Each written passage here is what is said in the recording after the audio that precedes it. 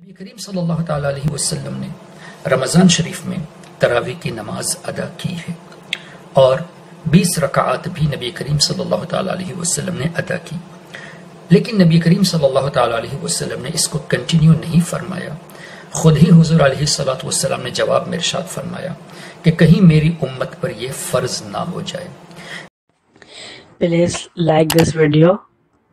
25 News Haq Sunni Haq YouTube channel. Please subscribe my channel and don't forget to press bell icon. Thank you so much.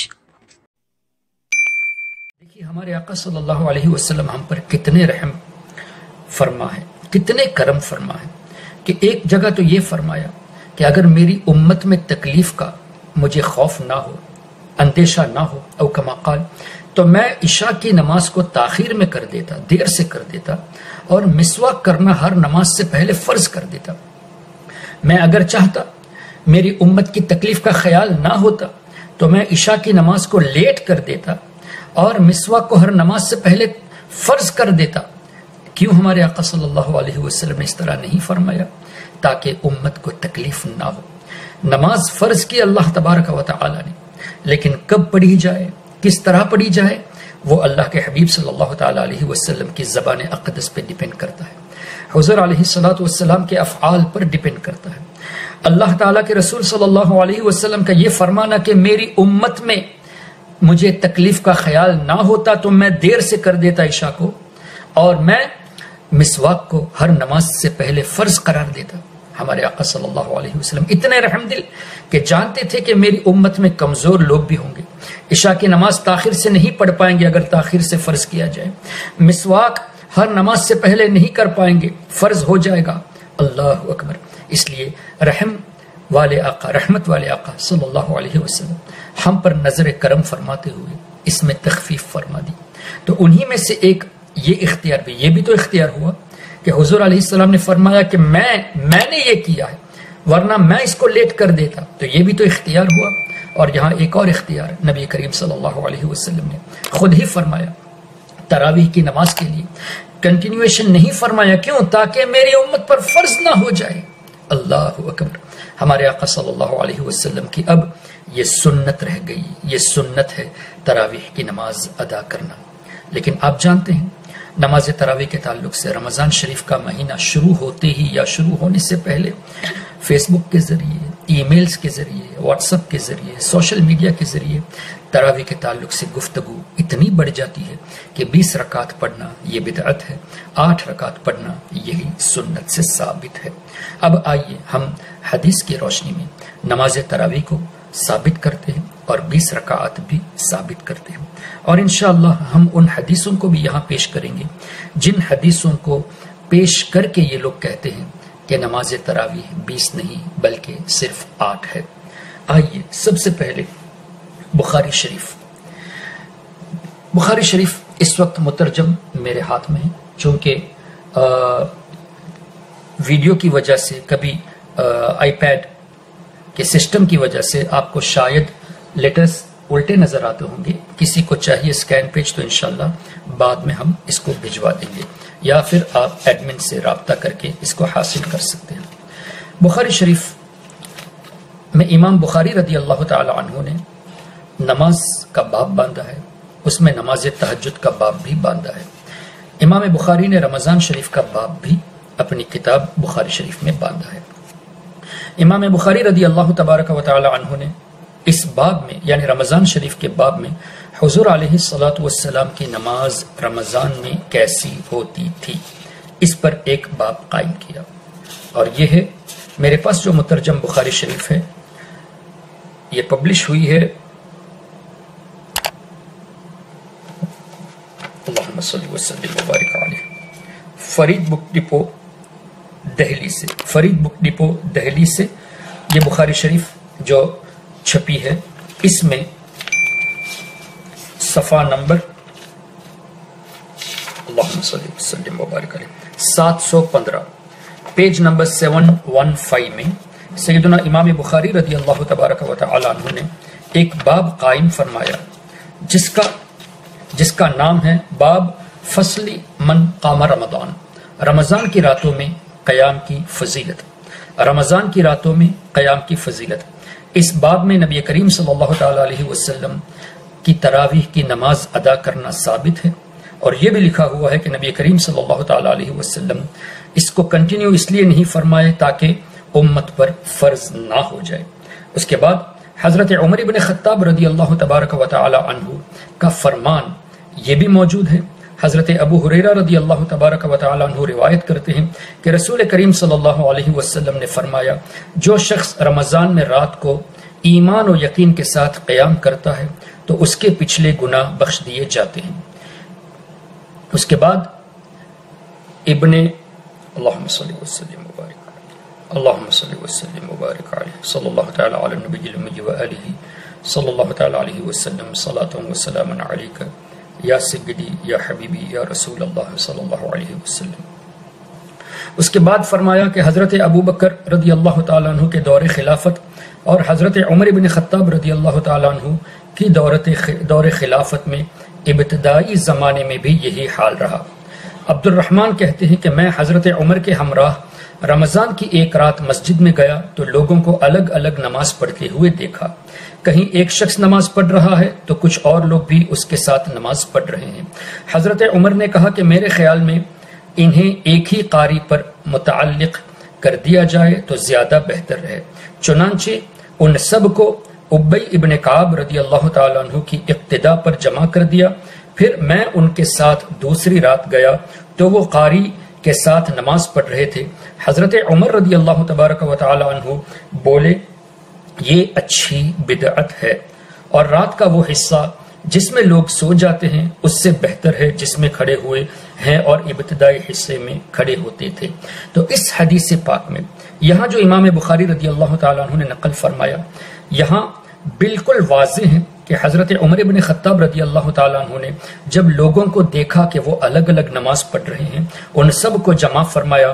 حضرت ابی ابن کعب رضی اللہ تعالیٰ عنہ کو حکم دیا کہ وہ نماز ادا کرے، جماعت قائم کرے، اور ان کے پیچھے لوگوں نے پڑھی۔ پھر دوسرے دن جب حضرت عمر رضی اللہ تعالیٰ عنہ گئے، دیکھا کہ لوگ نماز پڑھ رہے ہیں، تو انہوں نے فرمایا کیا ہی اچھی بدعت ہے۔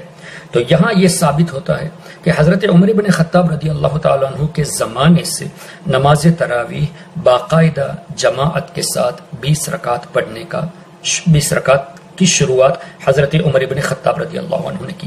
نبی کریم صلی اللہ تعالیٰ علیہ وسلم سے 20 رکعت پڑھنا ثابت ہے، لیکن کنٹینیویشن نہیں ہوئی تھی۔ حضرت عمر بن خطاب رضی اللہ تعالیٰ عنہ نے 20 رکعت نماز کو کنٹینیو فرمایا پورا مہینہ جماعت کے ساتھ۔ اب ایک سوال یہ پیدا ہوتا ہے کہ اس حدیث پاک میں 20 رکعت کا ذکر نہیں ہے، بلکہ لوگوں کو جمع کر کے نماز پڑھانے کا ذکر ہے۔ تو ہم انشاءاللہ 20 رکعت والی حدیث بھی ہم آپ کو سیدنا امام مالک رضی اللہ تعالیٰ عنہ کی کتاب سے ثابت کریں گے۔ اب آئیے، جو لوگ یہ کہتے ہیں کہ تراویح کی نماز صرف 8 رکعت ہے، 20 رکعت نہیں، ان کے پاس ایک حدیث ہے بخاری شریف میں، وہ یہ کہ سیدہ عائشہ صدیقہ رضی اللہ تعالیٰ عنہ سے جب پوچھا گیا کہ نبی کریم صلی اللہ تعالیٰ علیہ وسلم کی رمضان کے مہینے میں نماز کیسی تھی، تو سیدہ عائشہ صدیقہ رضی اللہ تعالیٰ عنہ نے جواب میں ارشاد فرمایا، رمضان اور رمضان کے علاوہ نبی کریم صلی اللہ تعالیٰ علیہ وسلم 11 رکعت سے زیادہ نہیں پڑھتے تھے۔ اس حدیث کو لے کے یہ غیر مقلد یہ کہتے ہیں کہ تراویح 8 رکعت ہے، وتر 3 رکعت ہے، جبکہ وتر یہ لوگ ایک پڑھتے ہیں، کہتے ہیں کہ وتر 3 رکعت ہے لیکن پڑھتے ایک ہے۔ خیر وہ ایک الگ موضوع ہو جائے گا۔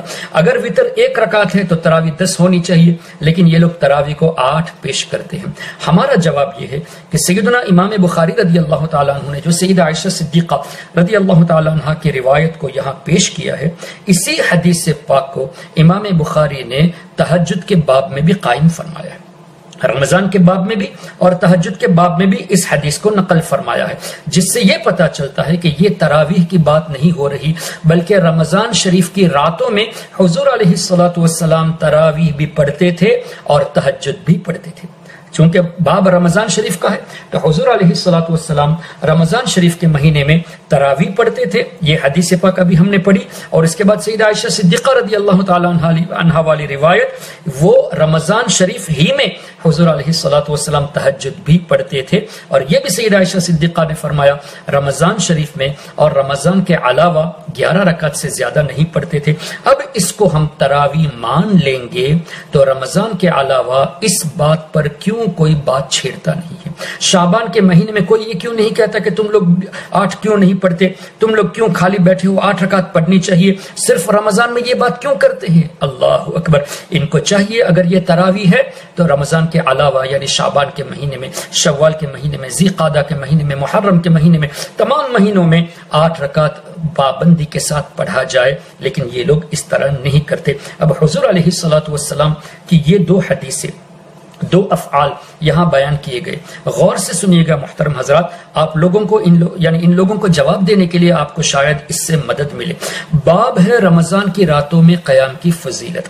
حضور علیہ الصلوۃ والسلام کا ایک فعل یہاں یہ بھی ہے کہ حضور علیہ الصلوۃ والسلام تراویح پڑھتے تھے لیکن کنٹینیو نہیں کیا، کیوں؟ تاکہ امت پر فرض نہ ہو جائے، اور تہجد کی نماز کے بارے میں کنٹینیو کیے تھے، صرف رمضان میں نہیں، رمضان کے علاوہ بھی 11 رکعت یعنی 8 رکعت تہجد اور 3 رکعت وتر پڑھتے تھے۔ اب ان دونوں حدیثوں کو رکھ کر اگر ہم غور کریں، اس پر ہم غور و فکر کریں اور محدثین کی روشنی میں دیکھیں تو بات ایک دم کلیئر ہو جائے گی کہ پہلی جو حدیث بیان کی گئی وہ تراویح کے تعلق سے ہے، اور دوسری جو حدیث بیان کی گئی وہ تہجد کے تعلق سے ہے۔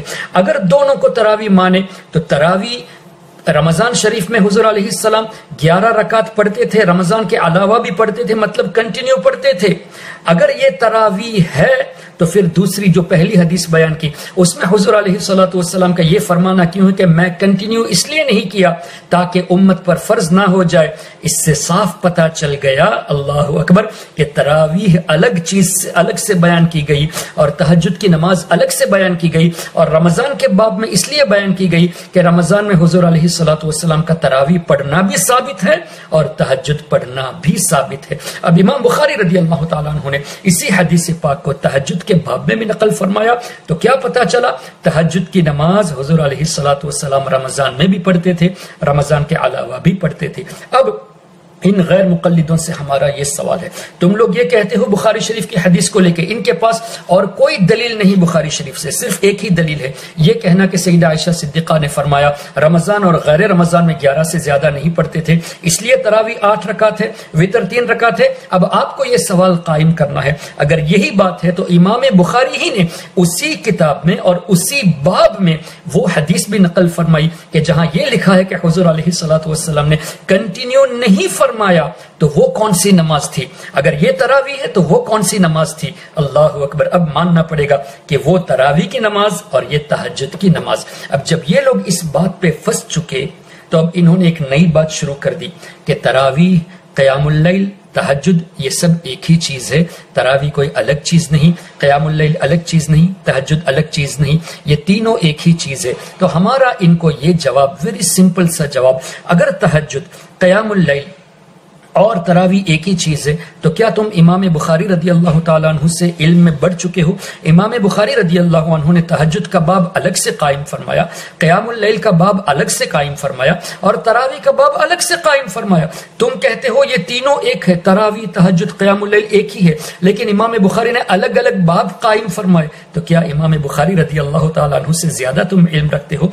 اور دوسری بات یہ کہ تمہارا یہ کہنا کہ تہجد، تراویح اور قیام اللیل سب ایک ہی ہے، امام بخاری سے لے کر اب تک کسی ایک اوتھنٹک اور معتمد محدث کا نام بتاؤ جنہوں نے یہ کہا ہو کہ تراویح نام کی کوئی چیز نہیں بلکہ تراویح، قیام اللیل اور تہجد ایک ہی ہے۔ کیا امام ابن حجر عسقلانی رضی اللہ عنہ جنہوں نے بخاری کی شرح لکھی، کیا انہوں نے یہ سٹیٹمنٹ دیا؟ امام بدر الدین عینی رضی اللہ تعالیٰ عنہ جنہوں نے بخاری شریف کی شرح لکھی، کیا ان کا یہ سٹیٹمنٹ ہے؟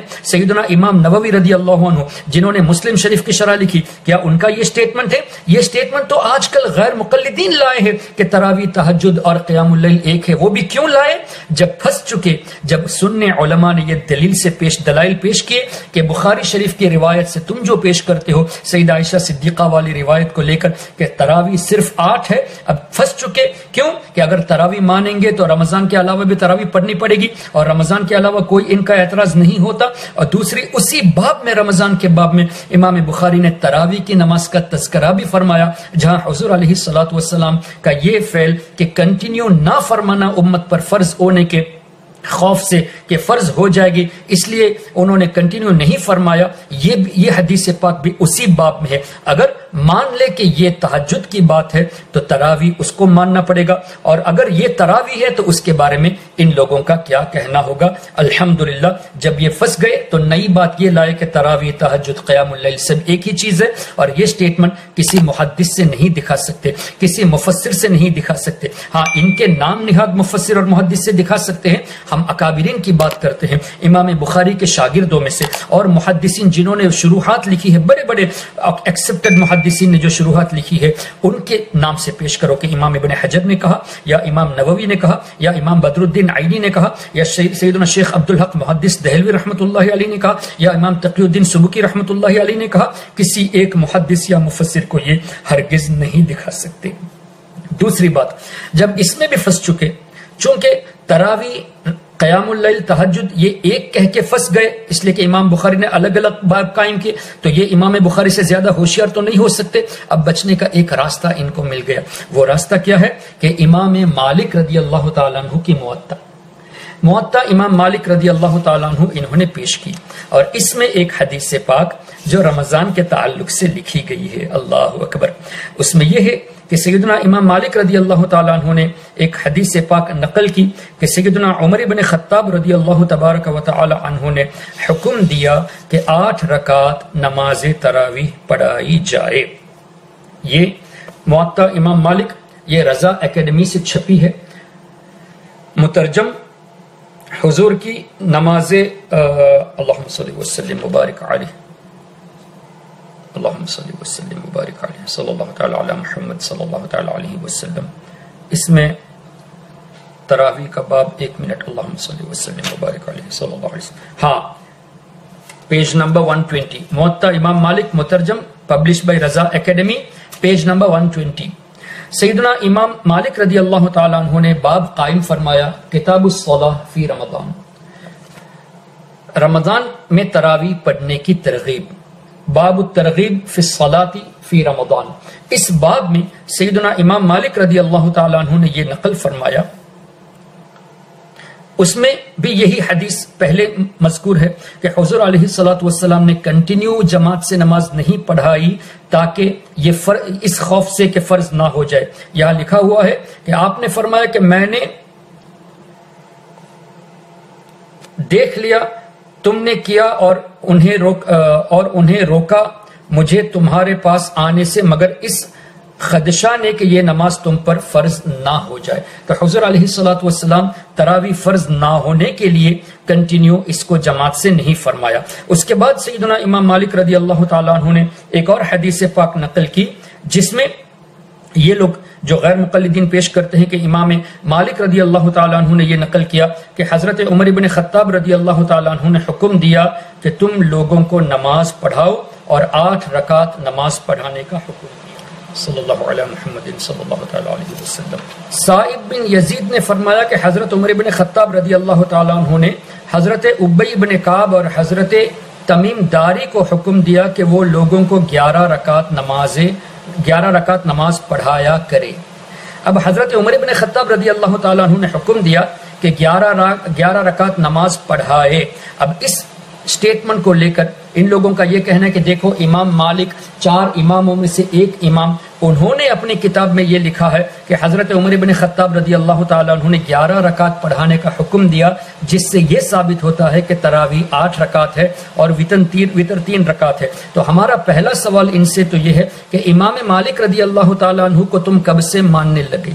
اگر ان کی بات کو مانتے ہو، ان کی لکھی ہوئی اس چیز کو مانتے ہو، تو انہوں نے جو دوسرے مسائل استنباط فرمایا حدیثوں کی روشنی میں، ان باتوں کو کیوں نہیں مانتے؟ تم تو کہتے ہو تقلید کرنا شرک ہے۔ اب ضرورت پڑی، جب امام بخاری کے مسئلے میں پھنس گئے، وہاں تمہاری چوری پکڑی گئی، تو اب امام مالک رضی اللہ تعالیٰ عنہ کا سہارا لیتے ہو، وہ بھی حدیث پاک کو ادھوری بیان کرتے ہیں۔ آئیے حدیث پاک پوری سنیے۔ طول قیام کے باعث ہم لکڑی کا سہارا لیتے، پھر مجبور ہو جاتے اور ہم فجر کے نزدیک فارغ ہوتے تھے۔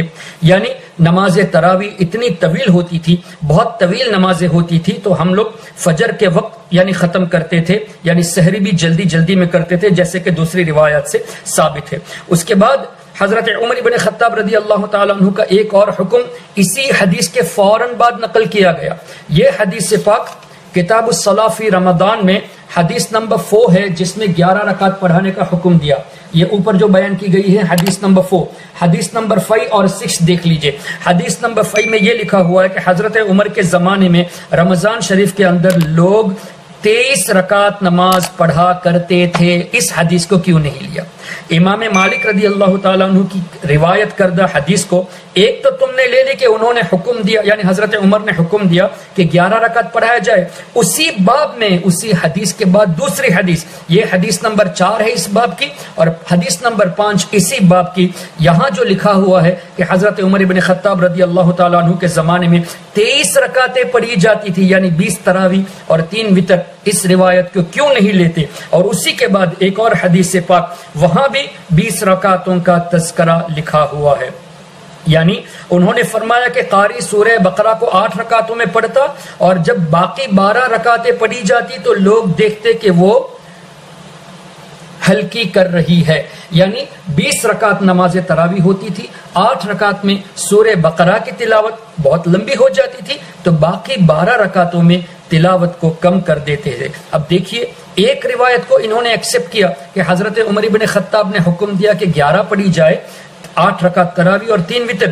دوسری 2 روایتیں جس میں 20 رکعت تراویح کا ذکر ہے، اس کو انہوں نے ترک کر دیا. تو آج کے بعد اگر آپ کے سامنے کوئی یہ پیش کرے کہ امام مالک رضی اللہ تعالیٰ عنہ نے لکھا ہے کہ حضرت عمر بن خطاب نے 8 کا حکم دیا، اب امام مالک سے ثابت ہو گیا، تم لوگ مقلد ہو تو امام مالک کی بات کیوں نہیں مانتے؟ تو ابھی آپ کو جواب یہ دینا ہے کہ الحمدللہ ہم امام مالک رضی اللہ تعالیٰ عنہ کو امام مانتے ہیں، چاروں ائمہ کو حق مانتے ہیں، لیکن امام مالک ہی نے اپنے موطا امام مالک رضی اللہ تعالیٰ عنہ میں ان 2 حدیثوں کو بھی نقل کیا اس کے بعد کہ 20 رکعت پڑھی جاتی تھی. ان 2 حدیثوں کو تم نے کیوں ترک کر دیا؟ یعنی یہ لوگ اپنی منمانی کے لیے، لوگوں کو کنفیوز کرنے کے لیے، خود تو سست ہے، لوگوں کو سست بنانے کے لیے یہ لوگ حدیثوں سے بھی کھیلتے ہیں، حدیثوں کو لوگوں سے چھپاتے ہیں. اب مجھے بتائیے، مجھے بھی کئی لوگوں نے میسج کیا کہ دیکھو امام مالک نے 8 رکعت والی حدیث کو بیان کیا ہے کہ حضرت عمر بن خطاب رضی اللہ عنہ نے 8 کا حکم دیا، تم لوگ کیوں نہیں مانتے؟ جب میں نے موطا امام مالک کھول کے دیکھی تو الحمدللہ وہ روایت بھی ملی، اس کے بعد 2 مزید روایتیں ملی جس میں 20 رکعت کا ہے. اب پتہ چلا یہ غیر مقلدین، یہ نجدی ایسے کمینے ہیں، ایسے چور ہیں کہ لوگوں کو سست بنانے کے لیے یہ حدیثوں سے بھی کھیلتے ہیں. اب الحمدللہ بخاری شریف کی حدیث سے بھی ثابت ہو گیا کہ تراویح 8 رکعت نہیں ہے. موطا امام مالک سے بھی ثابت ہو گیا کہ 20 رکعت تراویح حضرت عمر بن خطاب رضی اللہ تعالیٰ عنہ کے زمانے میں پڑھی جاتی تھی. اور 8 کا ذکر اس طرح بھی ہے کہ 8 رکعت میں بڑی صورتیں سورہ بقرہ پڑھی جاتی تھی، بقیہ 12 رکعتوں میں کم صورتیں پڑھی جاتی، یعنی چھوٹی صورتیں پڑھی جاتی تھی، کم تلاوت کم کی جاتی تھی. اس سے بھی 20 رکعت کا ثبوت ملتا ہے. الحمدللہ ثم الحمدللہ. ان غیر مقلدوں کو بچنے کے لیے کوئی بھی راستہ نہیں ہے. شیطان کے قید ہونے کے بعد بھی یہ شیطان کے پیروکار خود نماز سے دور ہے اور دوسروں کو دور کر رہے ہیں. محترم حضرات، بہت سوچ سمجھ کے قدم رکھنے کی ضرورت ہے. کوئی بھی اگر آپ کو کوئی بھی نجدی غیر مقلد کسی بھی حدیث کا امیج آپ کو بھیج دے، دیکھو حدیث میں یہ ہے تو ہم حدیث کو فالو کریں گے، ہرگز اس کی باتوں پہ نہ آ جانا. حدیث کا باب کھولیے، حدیثیں پڑھیے، اس کے بعد والی حدیثیں پڑھیے، اس سے پہلے والی حدیثیں پڑھیے، حدیث کس باب میں لکھا ہے اس کو بھی پڑھیے اور اس کی تشریح بھی پڑھیے اور اپنے ایمان کو مضبوط کیجیے. دوسری بات یہ کہ رمضان شریف کے مہینے میں جہاں لوگ عبادت کے شوقین ہوتے ہیں، زیادہ سے زیادہ نماز پڑھنے کے شوقین ہوتے ہیں، تو اس رمضان کے مہینے میں جہاں ترغیب ملتی ہے وہیں یہ لوگ نماز سے روکتے ہیں. اللہ اکبر. اللہ تبارک و تعالیٰ عقل سلیم عطا فرمائے. ہم نے اس سے پہلے بھی چیلنج کیا ہے. الحمدللہ آج فکر رضا اور رد وہابیہ پیج کے ایڈمن نے مجھ سے کہا کہ حافظ صاحب آپ نے اس سے پہلے 20 لاکھ روپے کا چیلنج کیا تھا کہ جو کوئی بخاری شریف کی حدیث سے 20 رکعت تراویح نہیں بلکہ تراویح صرف 8 ہے، بخاری شریف کی حدیث سے جو یہ ثابت کر دے کہ تراویح صرف 8 ہے 20 نہیں ہے، تو آپ نے 20 لاکھ روپے کا چیلنج کیا تھا. ہماری طرف سے بھی 5 لاکھ روپے کا اضافہ کر دیجئے تو الحمدللہ اب 25 لاکھ روپے کا انعام، وہ بھی سری لنکن نہیں، انڈین 25 لاکھ روپے کا انعام. سری لنکن تقریباً 65 لاکھ روپے ہوتے ہیں. انڈین 25 لاکھ روپے کا انعام کوئی بھی وہابی، کوئی بھی غیر مقلد نجدی آ کے ہم سے لے لے کنڈیشن یہ کہ بخاری شریف سے یہ ثابت کرو کہ تراویح 20 نہیں بلکہ 8 ہی ہے، انشاءاللہ قیامت آ جائے گی، یہ لوگ ہرگز ثابت نہیں کر پائیں گے۔ اللہ تبارک و تعالی رمضان شریف کے مہینے کی برکتوں سے ہم تمام کو مالا مال فرمائے، اور اللہ تبارک و تعالی رمضان شریف میں خوب خوب عبادتیں اور تراویح کی سنت کو ادا کرنے کی توفیق رفیق عطا فرمائے۔ ایک اور بات، یہ مناظرانہ ایک گفتگو تاکہ آپ لوگوں کے ذہن میں رہے، ان کا یہ کہنا کہ تراویح حضور علیہ الصلوۃ والسلام سے جتنی بھی حدیثیں ثابت ہے وہ سب 8 رکعت والی ہے، اور 20 رکعت والی جتنی بھی حدیثیں ہیں وہ تمام حدیثیں ضعیف ہے۔ یہ بھی ایک چال کھیلتے ہیں کہ 20 رکعت والی حدیثیں سب ضعیف ہے، صرف 8 رکعت والی حدیث صحیح ہے۔ ہاں، حضرت عمر بن خطاب رضی اللہ عنہ نے 20 رکعت کا انتظام فرمایا، یہ لوگ تسلیم کرتے ہیں۔ اب یہ جب کہہ کے آپ کو کنفیوز کرنا چاہے کہ نہیں حضور علیہ الصلوۃ والسلام سے 20 رکعت والی حدیث ہے تو ضعیف ہے، 8 رکعت والی حدیث ہی صحیح ہے، تو ہم ضعیف اور صحیح پہ اس وقت بحث نہیں کرتے، اس لیے کہ ان کو پہلے یہ پوچھا جائے کہ حدیثوں کی کیٹیگرائزیشن کنہوں نے کی، کن محدثین نے کی، اور ان کی رولنگز کیا دی، اور ضعیف حدیث کی رولنگ کیا ہے، صحیح حدیث کی رولنگ کیا ہے۔ جب یہ رولنگ دیں گے تو خود ہی پھنس جائیں گے۔ لیکن اب ہمیں مختصر بات یہ کرنی ہے کہ ٹھیک ہے، تم نے مانا کہ حضرت عمر بن خطاب رضی اللہ تعالیٰ عنہ نے 20 رکعت کو قائم فرمایا، 20 رکعت کا انتظام فرمایا، 20 رکعت کا انتظام حضرت عمر بن خطاب رضی اللہ تعالیٰ عنہ نے فرمایا۔ اس بات کو تم مانتے ہو اور یہ بھی کہتے ہو کہ ہم حضرت عمر بن خطاب رضی اللہ تعالیٰ عنہ کو فالو نہیں کریں گے، صرف حدیث کو فالو کریں گے، صحیح حدیث جہاں 8 رکعت ثابت ہے، تو اب ان سے جھگڑا کرنے کی ضرورت نہیں۔ سمپل سے 2-3 جوابات۔ ایک یہ کہ ہمارے آقا صلی اللہ علیہ وسلم نے فرمایا علیکم بسنتی و سنت الخلفاء الراشدین المہدیین، تم پر میری سنت کو لازم پکڑو اور میرے خلفاء راشدین کی سنت کو لازم پکڑو۔ اب حضرت عمر بن خطاب رضی اللہ تعالیٰ عنہ نے 20 رکعت کا انتظام فرمایا، تم اس بات کو مانتے ہو تو تمہیں ان کی اقتداء کرنا ضروری ہے، ان کی اقتداء کرو گے تو ہی حدیث پر عمل ہوا، اس لیے کہ ہمارے آقا صلی اللہ علیہ وسلم نے فرمایا خلفائے راشدین کی سنت کو تم اپنے اوپر لازم کر لو۔ اگر تم حضرت عمر بن خطاب کی بات کو نہیں مانتے، ان کی سنت پر عمل نہیں کرتے، تو حدیث پر عمل کرنا نہیں ہوا۔ دوسری بات، ہمارے آقا صلی اللہ علیہ وسلم نے فرمایا عمر کی زبان سے صرف حق نکلے گا۔ اب تمہارا یہ کہنا کہ یہ حضرت عمر نے قائم فرمایا تو اس کا مطلب حدیث کی روشنی میں انہوں نے جو کیا وہ حق کیا، انہوں نے جو فرمایا وہ حق فرمایا۔ اس کے بعد بھی اگر تم حضرت عمر بن خطاب کی بات کو نہیں مانتے تو تم نے یہاں بھی حدیث کو نہیں مانا۔ تیسری بات، ہمارے آقا صلی اللہ علیہ وسلم نے فرمایا اے عمر، جس راستے سے آپ چلتے ہو شیطان اپنا راستہ بدل دیتا ہے۔ اب آگی منٹھی ختم ہو گیا کہ جو لوگ حضرت عمر بن خطاب رضی اللہ عنہ کی بات کو نہیں مانتے، ان کی وجہ سے تراویح 20 رکعت نہیں پڑھنا چاہتے، تو ہمارے آقا صلی اللہ علیہ وسلم کے فرمان کے مطابق وہ شیطان کا راستہ اختیار کرتے ہیں۔ تو جو حضرت عمر بن خطاب کے پیروکار ہے وہ صحیح راستے پر ہیں، حق کے راستے پر ہے، اور جو ان کی راہ سے ہٹ جاتے ہیں، چونکہ شیطان ان کی راہ سے ہٹ جاتا ہے، تو یہ لوگ ہٹ کر اپنے آپ کو شیطان کے پیروکار ثابت کرتے ہیں۔ اور چوتھی بات یہ کہ ان سے پوچھا جائے، حضرت عمر بن خطاب رضی اللہ عنہ کے زمانے میں حضرت عثمان بن عفان رضی اللہ تعالیٰ عنہ موجود تھے، حضرت علی المرتضی رضی اللہ تعالیٰ عنہ موجود تھے۔ سیدہ عائشہ صدیقہ والی روایت جو تم پیش کرتے ہو بخاری شریف کی، 8 رکعت اور 3 رکعت وتر، 11 رکعت سے مراد 8 تراویح اور 3 رکعت وتر، اس سے جو تم پیش کرتے ہو کہ تراویح 8 ہے، جبکہ سیدہ عائشہ صدیقہ نے یہ فرمایا رمضان اور غیر رمضان، یعنی وہ تہجد کا ذکر ہے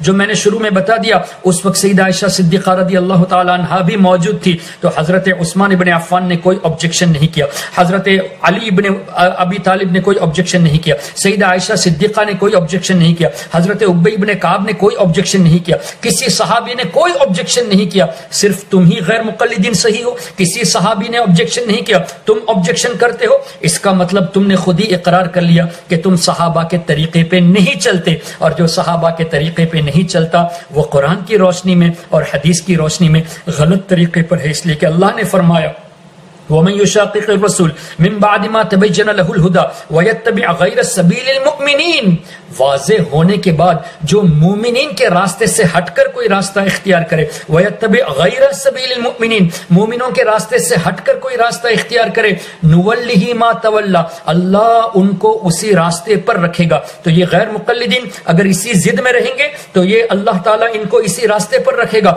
نُوَلِّهِ مَا تَوَلَّى وَنُصْلِهِ جہنم، اور اللہ ان کو جہنم جہنم میں داخل فرمائے گا۔ دیکھیے صحابہ کرام سے لے کر اب تک تابعین، تبع تابعین، ائمہ کرام، محدثین، مفسرین، بڑے بڑے علماء، مشائخ، اب تک 20 رکعت نماز تراویح کا اجماع ہے، اب تک 20 رکعتیں پڑھی جاتی ہے۔ تو مومنین کا طریقہ 20 رکعت نماز پڑھنے کا ہے، تم نے 8 رکعت کی نئی بات شروع کر کے مومنین سے ہٹ کر راستہ اختیار کیا، محدثین سے ہٹ کر راستہ اختیار کیا، مفسرین سے ہٹ کر، تابعین سے ہٹ کر، تبع تابعین سے ہٹ کر، اماموں سے ہٹ کر، صحابہ سے ہٹ کر۔ تو قرآن کی روشنی میں اللہ تعالیٰ تمہیں اسی راستے پر رکھے گا جس پر تم ہو، نولہ ما تولی ونصلہ جہنم وساءت مصیرا، اور تمہیں جہنم میں داخل فرمائے گا اگر تم توبہ نہیں کرو گے، اور کیا ہی بری جگہ جہنم ہے۔ الحمدللہ ثم الحمدللہ، ہم سیف سائڈ پر ہیں، اور سیف سائڈ ہی نہیں بلکہ ہم صحیح راستے پر ہیں، ہم حق پر ہے۔ اللہ تعالیٰ صحابہ کرام کے راستے پر ہمیں چلنے کی توفیق رفیق عطا فرمائے، ہم تمام مسلمانوں کو اللہ تبارک و تعالی خوب عمل کرنے کی توفیق عطا فرمائے، بالخصوص رمضان کی برکتوں سے سب کو مالا مال فرمائے۔ جو لوگ پریشان حال ہیں ان کی اللہ تعالیٰ پریشانیاں دور فرمائے، جو مصیبت میں گرفتار ہے اللہ تعالیٰ رمضان شریف کی برکتوں سے ان کی مصیبتوں سے ان کو نجات عطا فرمائے، جو بیمار ہیں انہیں شفا کاملہ عاجلہ عطا فرمائے، جو بے اولاد ہے انہیں اولاد صالح عطا فرمائے، اولاد والوں کی اولاد کو نیک اور صالح بنائے، جو والدین اپنے بچے بچیوں کے رشتے کے سلسلے میں پریشان ہیں ان کو نیک جوڑا نصیب فرمائے، اور اللہ تبارک و تعالی ہم سب کو مدینہ شریف کی بار بار با ادب حاضری نصیب فرمائے، کعبہ شریف کی زیارت بار بار نصیب فرمائے، اور اللہ تعالی ہم تمام لوگوں کو اپنے حبیب صلی اللہ تعالی علیہ وسلم کی شفاعت نصیب فرمائے۔ سبحانک اللہم و بحمدک، اشہد ان لا الہ الا انت، استغفرک و اتوب الیک۔ السلام علیکم ورحمۃ اللہ وبرکاتہ۔